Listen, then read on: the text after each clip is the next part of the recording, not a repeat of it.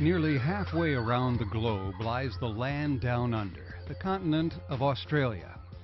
Almost everyone has seen images of Sydney Harbour, the famous Opera House, and the beautiful coastline of this amazing continent. Home to some of the world's best surfing, the unbelievable Great Barrier Reef, and some truly breathtaking landscape. But the center of this continent is seldom talked about.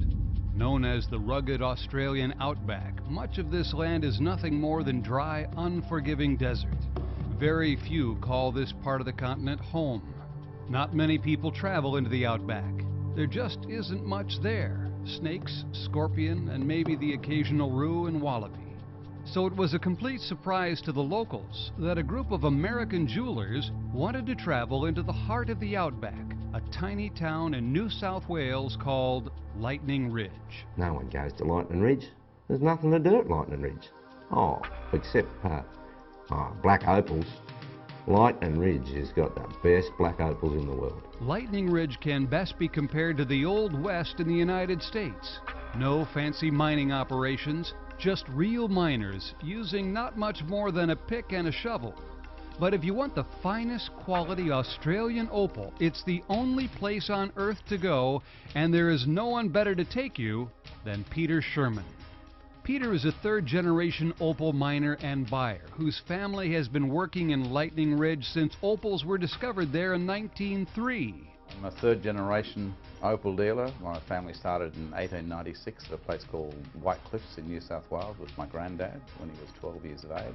For me, it's just a passion. It's the most interesting business to be in. The mining side of it, we're very heavily involved in the mining, of course. I've got a house up at Lightning Ridge, centre of town, and I go there backwards and forwards, buying off other miners and also taking goods from our mining team, cutting and polishing those goods and then distributing them all around the world. Peter agreed to take this group of jewelers into the unforgiving outback. So they charter a couple of 10-passenger planes and set out from Sydney.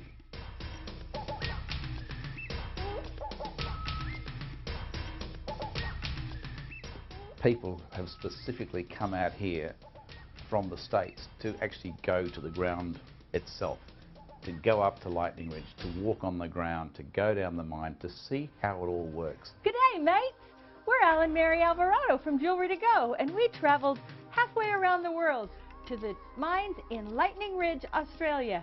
Why? For the most beautiful black opal in the world. I think it's always very difficult to sell something when you don't know where it came from, how it was born. And these people have made a trip here, they have been there, they've seen the conditions, they can see how rare it is to find a decent stone and how hard people work to get it. But when you go to the mines, you know exactly where the price is, where the trends are, what type of opal is coming out. And they now realise that opal is probably down to 80% in production. And that's quite horrific. It's never been like that in our 112 years in the business. It's quite a worrying thing, and I think that you quite possibly will find opal will increase dramatically in value. More than a century ago, the landscape of Lightning Ridge, Australia was transformed forever. The discovery of opal brought life to the flat desert land of cactus and brush. Now thousands of mine shafts with piles of tailings dot the landscape. Frank Farnsworth here from Parlay Gems, 60 feet under the ground in Lightning Ridge, Australia. Lightning Ridge is home to the black opals. The opals the Aboriginal people thought were rainbows that were created by the Maker, who threw them to earth and scattered them across the desert. We know more now about the opal. The opal was caused by water taking and running through the sandstone, collecting the silica along the way. When everything went just right and the silica molecules lined up perfectly, we got that step beyond a prism that we call opal. It's a captured rainbow in stone. No other gemstone is like it. Besides Lightning Ridge, we also find opal at Coober Pedy. Coober Pedy is an Aboriginal word. It means white man in the hole. And also, White Cliffs is famous for the white opal. The Boulder opal, which is a beautiful opal formed in the ironstone, comes from Queensland. Australia is responsible for over 90% of the world's opal.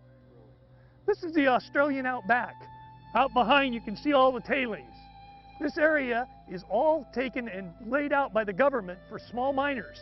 Only small miners can mine the opal here. That's where you start going out grid drilling across the landscape, 9-inch auger holes, trying to find a fault or slide under the ground, which will then possibly have opal deposits at the base of that fault or slide. You find a bit of a trace, you peg your claims, you bring in the big equipment, you do a large, like a 3-foot core wall hole straight down, and then you start with your ballroom downstairs bellying out, following the opal, digging, putting in props, digging a bit further, putting in more props. You get a claim that's 50 by 50 meters, and then you've got to work that claim. You've got 24 months to get that opal out of the ground. Opal is such a rare stone that a miner can mine for years and find nothing, or can get very lucky and make his million. This is a big risk business for the little guy. Everyone who comes here is on equal footing, they say. Yeah, g'day. My name's Fred Malouk. I've been mining for approximately 30 years. I came up and started full-time mining when I was 17. My father used to mine in a field about 80 kilometres away from here, and I used to come and visit him on school holidays. So I got the bug, opal bug, from there. You go to Lightning Ridge and you think that nobody has a dollar because they're all just walking around a pair of shorts and an old t-shirt. No one shows any signs of wealth or trappings. You wouldn't know if this guy was a millionaire or just had 10 bucks in his pocket. And that's what they like about it too. They go up there to escape, to get to where they want to be in their own space. They go to work when they want to, they come home when they want to, there's no traffic lights, there's no one telling them what to do. And they have a chance to actually make $1 million, or $2 million, or 5 or 10 if they're lucky enough to fall right on the big patch. It's 1 in a million. It's a gamble, like buying a lottery ticket. You might have the winning ticket. You might have the best claim. You might not. That's what life's all about, and that's what makes it really, really interesting. Sometimes the miners are on opal, finding enough to keep them busy and their clients happy for months. Other times there's little opal to be found. It's a hard life digging a 50-foot hole on your 150 by 150 foot claim, searching underground for a big strike of seam opal or knobbies, which are the two types of opal formations. We take the dirt out from underground, put it on a truck, bring it over here, and we feed it by a conveyor belt into this barrel, and we feed water into it out of the dam, and the friction on the dirt on itself and on the side of the barrel, it sort of grinds it away into the silt. And because this dirt's exceptionally hard, it takes us about 20 to 30 hours at the end to run it down. You'll end up with about 0.5 of a metre to a metre full of tailings, and at the end of that we just reverse it out. The flights will pick it up, we take it out here on the table, and then we go through it, have a look if we've got any opal or whether we're paid for the week or not. A lot of people just used to think of opal as just an oval-shaped stone with 4 claws. Very nice, pretty interesting, but it was all just a little bit too nice and interesting. And these days, when you've got dentist drills, Dremels, things like that, where you can actually drill out a piece of sand or a slight imperfection and follow the contour of the colour, the way God actually made the colour to roll through a stone, you can make very unusual pieces of stone, natural stone carved out, and make beautiful, very, very distinctive jewellery out of it. I think that's what the passion for me is, that it's every single piece is a one-off. A lot of the time with a knobby, you'll get the bar that actually goes right through the middle rather than it just sits on top. And if the bar's going through the middle, you have to decide whether to go which side's going to be the top and which side's going to be the bottom. A really good cutter is a cutter who can decide which is going to be the top and which is going to be the bottom, because if you make the wrong decision, you're going to lose a lot of money. You're not going to show the best colour bar. So the skill of a good cutter is in actually the decision making on how to cut the stone out of a rough piece. Much of the opal cutting and polishing is done by experienced local cutters. I've been cutting and polishing and carving. Cutting and polishing mostly for about 15 to 18 years, and carving for about 8. I've had a great time learning, and it's just a growing market because people want the more free shaped pieces. It's more expressive. Jewellers enjoy it. It's a challenge for them to set it, and it gives them more expression in their work as well. Same with us. This is normally how I get the material brought to me by the miners and my clients. They just come and bring this. Sometimes it's a bit roughed out and taken the top off so they can see what it is before I get it. Then I get my little handpiece, which is a burr. Sometimes I use this machine, this fixed arbor here. And this is just a micromotor handpiece. Then I just clean up some of the sand. And then you've got to look at it and work which way you're going to cut it. You turn it around to which angle is going to be best, which is going to be the top, which is going to be the bottom. It's just amazing. And sometimes you rub it down and it's completely the opposite to what you think. It faces one colour this side, and when you turn it the other way, it's completely different. So you'll have to rethink what your idea of cutting the stone is, what you're going to do with it. Then we end up with a piece that we have to start using finer and finer burrs, and then we move into sandpaper, and after the sandpaper we start with some diamond paste at times, sometimes a diamond sandpaper we use. Seeing firsthand the conditions and hard work that goes into every opal was incredible. But the jeweler's true goal was to handpick the very best Australian opals before the rest of the world has a chance. They were looking to handpick the best of the best, the ones that would normally get bought up by wholesalers from Asia, the Middle East, or Europe.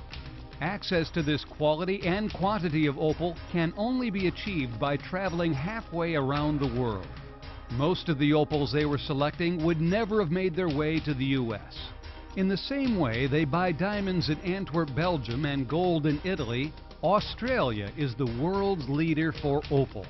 The philosophy of buying at the source is what makes their quality and selection second to none. The miners and dealers at Lightning Ridge have never seen a group of retail jewelers visiting the mines and buying at the source. It was an education for everyone. The quality, selection, and value was better than anyone expected, making the unbelievably long flight worthwhile. Come see the amazing opal jewelry directly from Lightning Ridge, Australia, only at Jewelry to Go. The trip to Australia would not be complete without a traditional walkabout. Enjoy a taste of the beauty and splendor of the land down under.